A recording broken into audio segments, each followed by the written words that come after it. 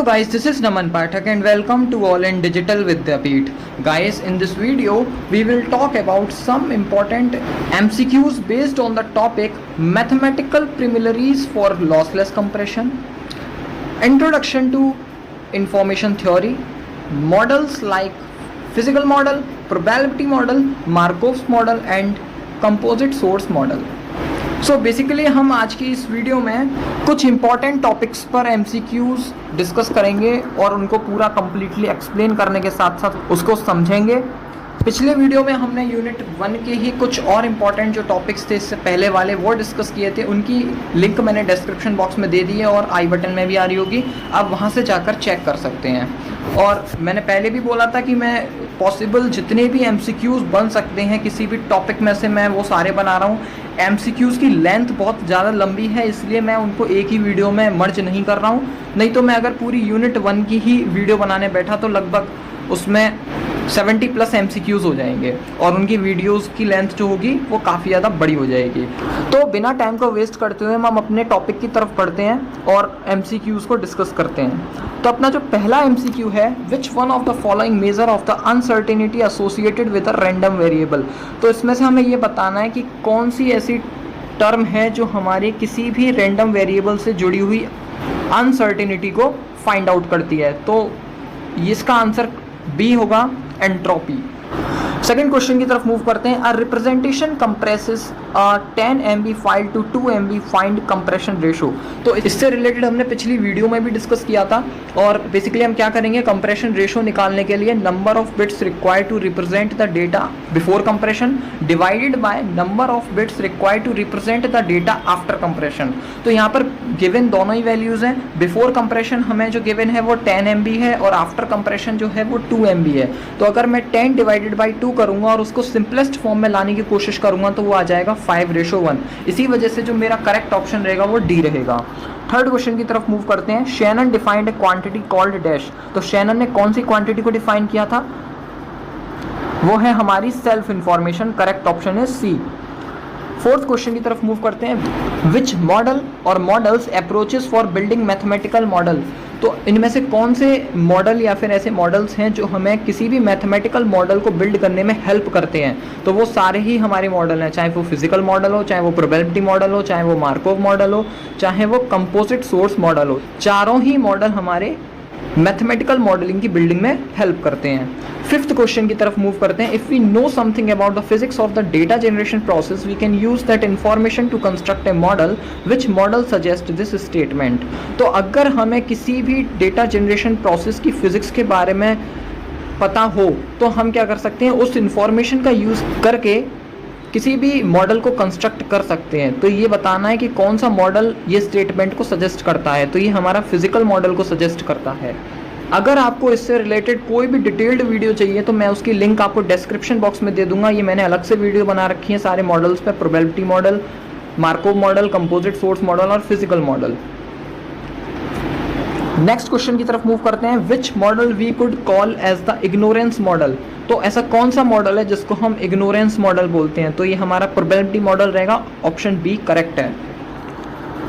Seventh question की तरफ move करते हैं। Which quantifies the information contained in a message usually in unit such as a bit in the sense of expected value. तो ऐसा कौन सा मॉडल या फिर ऐसी कौन सी चीज़ है जिसने ये क्वांटिफाई किया है, जिसने ये सिग्निफाई किया है कि जो भी हमारी इंफॉर्मेशन किसी भी मैसेज के अंदर प्रेजेंट होगी वो अक्सर हमारी एक यूनिट की फॉर्म में रखी जाएगी जिसको हम बिट में बोलते हैं। मतलब जो एक्सपेक्टेड वैल्यू होगी हमारी उससे रिलेटेड वो हमारी बिट होगी। तो उसके लिए ये जो सजेशन दिया था ये हमारे शैनन ने दिया था। तो Shannon entropy is the correct answer of this question. Eighth question की तरफ मूव करते हैं। The unit of information depend on the base of the log. If we use log base 2 the log unit is dash. If you use log base e the unit is dash and if we use log base 10 the limit is dash। तो जब भी हम किसी भी information को define करते हैं, जब उसको हम सॉल्व करते हैं तब हमारे पास log की वैल्यू आती है। तो अगर आपने थ्योरी क्वेश्चंस में डिस्कस किया होगा या फिर अगर आपने थ्योरी क्वेश्चंस को थोड़ा बहुत पढ़ा होगा या न्यूमेरिकल्स का आइडिया होगा तो वहाँ पर सेल्फ इंफॉर्मेशन या इंफॉर्मेशन को कैलकुलेट करने के लिए हमारे पास एक फॉर्मूला होता था जिसमें हमें लॉग लगाना पड़ता है। तो उसमें लॉग की वैल्यू अगर हमारी यूनिट उसके लॉग की वैल्यू पर डिपेंड करती है, जो उसकी बेस पर वैल्यू होगी। तो यहाँ पर अगर बेस 2 होता है तो हमारी वो वैल्यू बिट्स में लिखी जाती है जो उसकी यूनिट है। अगर वो लॉग बेस ई है तो वो हमारी नेट्स में लिखी जाती है, और अगर वो लॉग बेस 10 है तो वो हमारी हार्टलीज में लिखी जाती है। तो करेक्ट ऑप्शन हमारा सी रहेगा। 9th क्वेश्चन की तरफ मूव करते हैं। A fundamental limit to lossless data compression is called. तो अगर मैं किसी भी लॉसलेस डेटा कंप्रेशन की लिमिट को फाइंड आउट करना चाहता हूं तो मेरे को उसके लिए क्या मेजर करना पड़ेगा? एंट्रोपी रेट को मेजर करना पड़ेगा, इसलिए इसका करेक्ट ऑप्शन सी रहेगा। 10th क्वेश्चन की तरफ मूव करते हैं।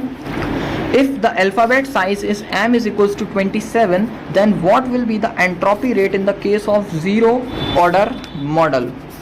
तो ये जीरो ऑर्डर मॉडल एंट्रोपी की बात हो रही है यहाँ पर। तो उसका जो सिंपल सा एक्सप्रेशन निकल के आता है हमारा एंट्रोपी रेट जब हम मेजर करते हैं तो वो h is equals to log base to the power 2 m bits per character के रूप में निकल के आता है, जो उसका फॉर्मूला है। अब यहाँ पर हमें m की वैल्यू दी हुई है 27, तो हम सिंपली क्या करेंगे, h is equals to log base to the power 2 27 लगाएंगे। और जब हम इसको कैलकुलेट करेंगे, कैलकुलेट करने के लिए अगर आप कैलकुलेटर से करोगे तो देखो ये कैलकुलेटर में log बेस 2 नहीं होता है, तो आप उसकी जगह पे क्या कर सकते हैं, log 27 डिवाइडेड बाय log 2 कर लीजिए, आंसर तब भी सेम ही आने वाला है। तो इसका आंसर जो आएगा वो 4.75 बिट्स पर कैरेक्टर आएगा, इसीलिए हमारा ऑप्शन ए करेक्ट है। 11th क्वेश्चन की तरफ मूव करते हैं। Find the first order entropy over alphabet A is equals to a1 a2 a3 a4 where pa1 pa2 and pa3 pa4 is equals to 1/4। मतलब हमें क्या करना है, फर्स्ट ऑर्डर एंट्रोपी को फाइंड आउट करना है इन अल्फाबेट के रिलेशन में a1 a2 a3 a4, और जिसमें हमें प्रोबेबिलिटी a1 a2 और a3 और a4 सभी की प्रोबेबिलिटी 1/4 दे रखी है। तो ये एक न्यूमेरिकल पोर्शन है जो पूरा का पूरा एक सिंपल से फॉर्मूला पे बेस्ड है फर्स्ट ऑर्डर एंट्रोपी के, और वो फॉर्मूला है h is equals to minus summation i equals to 1 to n pi log 2 pi, where p of i is probability of number of alphabets. तो देखिए यहाँ पर अगर हमारे पास p of a1 p of a2 p of a3 p of a4 दे रखा है तो चारों की प्रोबेबिलिटी सेम है, तो हम क्या करेंगे, h is equals to minus बाहर ले लेंगे कॉमन और समेशन लगाएंगे 1/4 log base to the power 2 1/4, ऐसे ही हम 4 बार लिख लेंगे। और जब ये 4 सेम वैल्यूज होंगी तो 4 into 1/4 log base to the power 2 4 आ गया होगा, और 4 से 4 कैंसिल होकर हमारा जो करेक्ट ऑप्शन आ जाएगा वो 2 बिट्स निकल के आ जाएगा। अगर आपको समझ में आ गया हो तो ठीक है, लेकिन नहीं आया है तो मैंने अपनी लिंक आपको डिस्क्रिप्शन बॉक्स में दे दी है, एक पूरी कंप्लीट वीडियो मैंने बना रखी है फर्स्ट ऑर्डर एंट्रोपी पे, क्योंकि इसमें न्यूमेरिकल हमेशा आता है पेपर में, तो ये बहुत ज़्यादा इंपॉर्टेंट टॉपिक रहेगा हमारा इस फर्स्ट यूनिट का।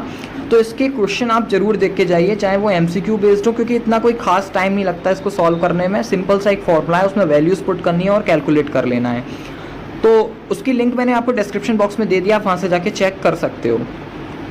नेक्स्ट क्वेश्चन की तरफ मूव करते हैं। 12th, information theory was given by, तो इंफॉर्मेशन थ्योरी हमें किसने दी है, वो शैनन ने दी है, तो उनका पूरा नाम है क्लाउडी एलवुड शैनन, तो हमारा ऑप्शन बी करेक्ट रहेगा।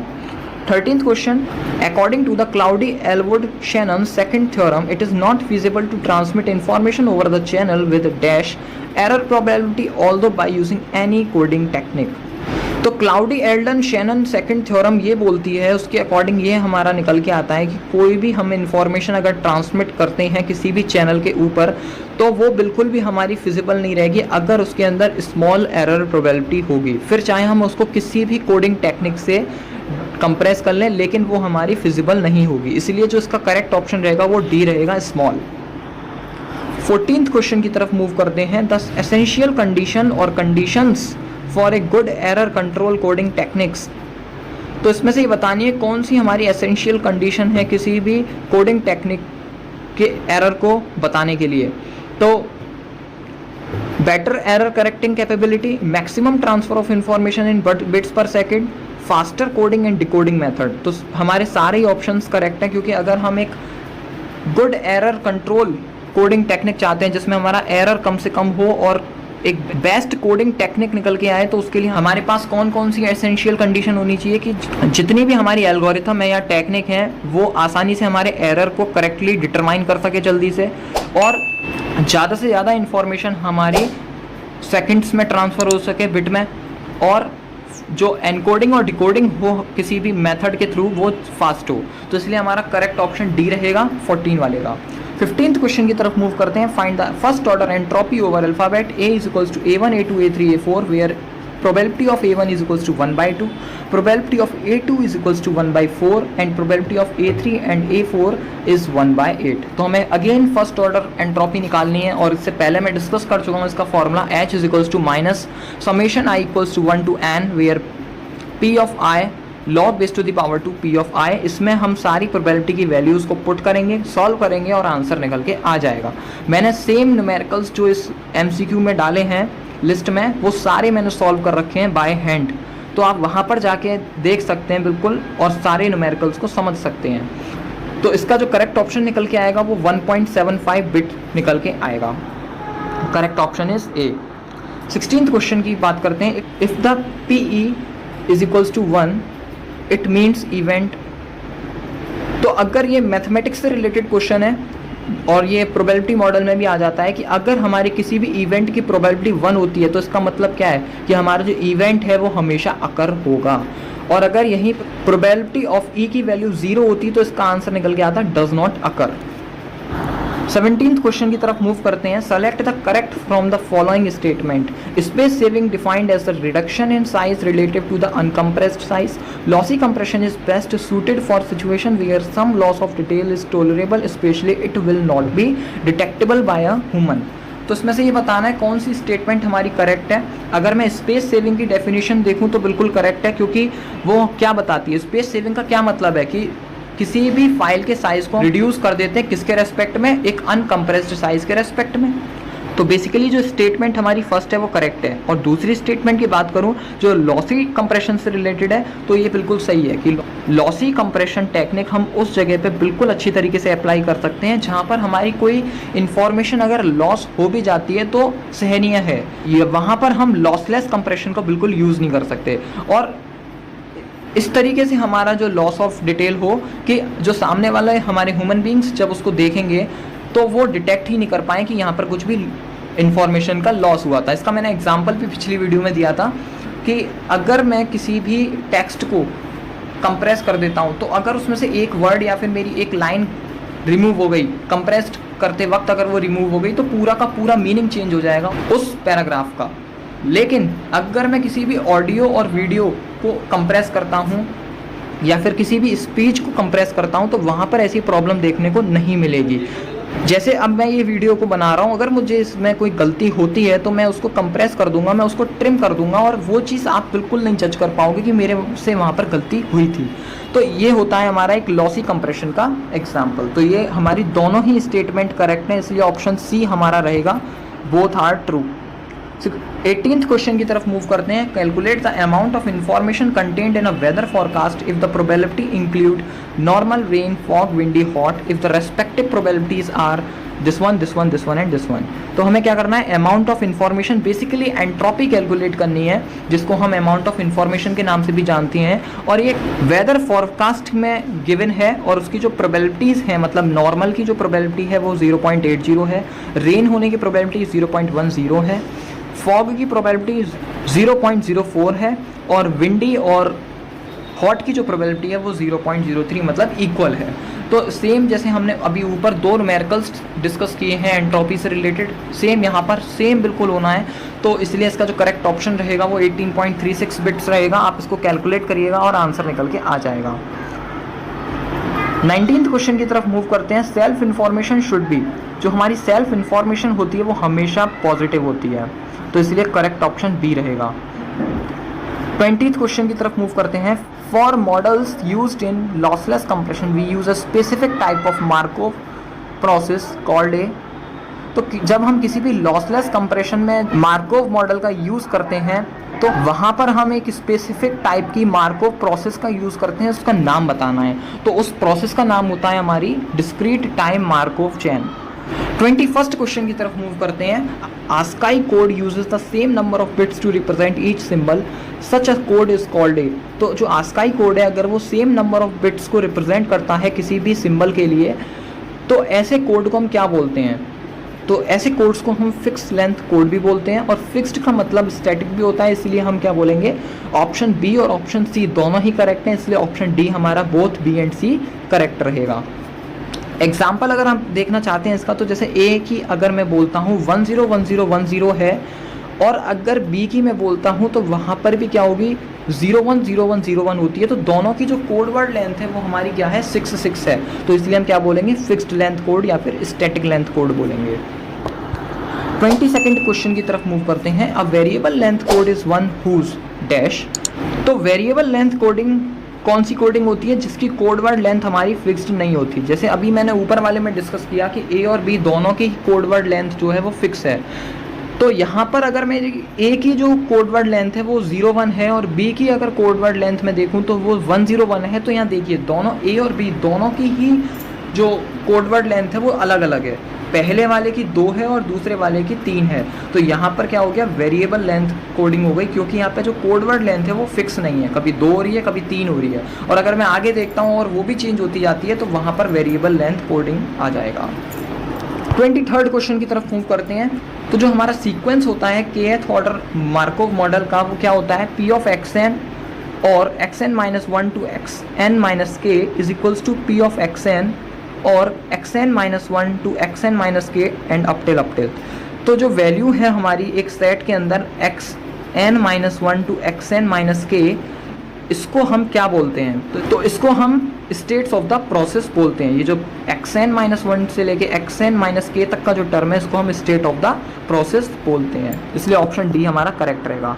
24th क्वेश्चन की तरफ मूव करते हैं। Which model is used to represent dependency in the data. तो ऐसा कौन सा मॉडल है जिसमें हमारी डिपेंडेंसी जो होती है डेटा की वो रिप्रेजेंट करी जाती है, तो इसमें मार्कोव मॉडल होगा, इसलिए ऑप्शन सी करेक्ट है।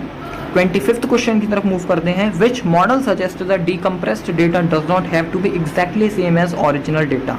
तो ऐसी कौन सी थ्योरी है जो हमें ये बताती है कि जो हमारा डिकम्प्रेस्ड डेटा है वो बिल्कुल भी हमारा ओरिजिनल डेटा से सेम नहीं है, एग्जैक्टली सेम नहीं है, तो ये हमारी रेट डिस्टॉर्शन थ्योरी है जो ये चीज़ बताती है, इसलिए ऑप्शन डी करेक्ट रहेगा। 26 क्वेश्चन की तरफ मूव करते हैं। Name some lossless compression algorithms. तो हमें कुछ लॉसलेस कंप्रेशन एल्गोरिथम बतानी है, तो इसमें रन लेंथ एनकोडिंग और LZW ये दोनों ही हमारी लॉसलेस कंप्रेशन है, इसलिए ऑप्शन सी करेक्ट रहेगा, both A and B. 27th question को देखते हैं। Which model suggest a combination और combination of several sources with only one source being active at any given time. तो ऐसा कौन सा मॉडल है जो हमें सजेस्ट करता है कि हमें किस अलग अलग सोर्सेज के कॉम्बिनेशन या फिर उनके कंपोजिशन की रिक्वायरमेंट होती है जब हम किसी भी सिंगल सोर्स को एक्टिव रखना चाहते हैं किसी पर्टिकुलर टाइम पर, तो वो हमारा कंपोजिट सोर्स मॉडल है। Correct option is D. 28th question को देखते हैं। Shannon showed a given distortion major which is a function of RCD called the. तो शैनन ने हमको डिस्टॉर्शन को मेज़र करने के लिए एक टर्म दिया था, एक फंक्शन दिया था RCD, जिसको हम बेसिकली क्या बोलते हैं, उसकी फुल फॉर्म है ये रेट डिस्टॉर्शन फंक्शन, इसलिए करेक्ट ऑप्शन डी रहेगा। नाउ सेकंड लास्ट क्वेश्चन की तरफ मूव करते हैं, 29 की तरफ। Average information is also called. तो मैंने पहले भी बताया था कि एवरेज इन्फॉर्मेशन को हम नॉर्मली क्या बोल सकते हैं, एंट्रोपी भी बोलते हैं, इसलिए करेक्ट ऑप्शन ए रहेगा। लास्ट क्वेश्चन को देखते हैं इस वीडियो के। Which expression defines the first order model of entropy. तो ऐसा कौन सा एक्सप्रेशन है जो हमारा फर्स्ट ऑर्डर मॉडल जो है एंट्रोपी का उसको डिफाइन कर रहा है। तो ये हमने काफ़ी सारे न्यूमेरिकल्स में ऊपर देखा था। H is equals to minus summation I equals to 1 to M P of I log base to the power 2 P of I bits per character, मतलब फर्स्ट ऑप्शन जो है वो मेरा करेक्ट रहेगा। और सेम इसी फॉर्मूले की हेल्प से आप जो ऊपर जितने भी न्यूमेरिकल्स आए थे फर्स्ट ऑर्डर एंट्रोपी से रिलेटेड उनको सॉल्व कर सकते हैं just by putting their values. तो होपफुली गाइज आपको आज की वीडियो भी पसंद आई होगी और सब चीज़ क्लियर हुई होगी। इससे रिलेटेड आपको डाउट रहता है किसी भी न्यूमेरिकल में, किसी भी कॉन्सेप्ट में, तो आप मेरे को कमेंट कर सकते हैं और मैं आपके सारे कमेंट्स का रिप्लाई दूंगा जितना मुझसे पॉसिबल हो सकेगा। एंड रिक्वेस्ट लास्ट में आपसे यही रहेगी कि प्लीज़ इस वीडियो को ज़्यादा से ज़्यादा लाइक करें, शेयर करें, सब्सक्राइब करें डिजिटल विद्यापीठ को। मिलते हैं नेक्स्ट वीडियो में इसी तरीके से किसी और टॉपिक के साथ, और हम आगे के टॉपिक्स डिस्कस करेंगे। और मोस्ट प्रोबेबली मैं ये कोशिश करूँगा कि नेक्स्ट वीडियो में फर्स्ट यूनिट पूरी की पूरी कवर हो जाए। तो 3 वीडियो में आपकी फर्स्ट यूनिट के सारे जितने भी MCQs होंगे वो कवर आउट हो जाएंगे। तब तक के लिए tata, bye bye, take care.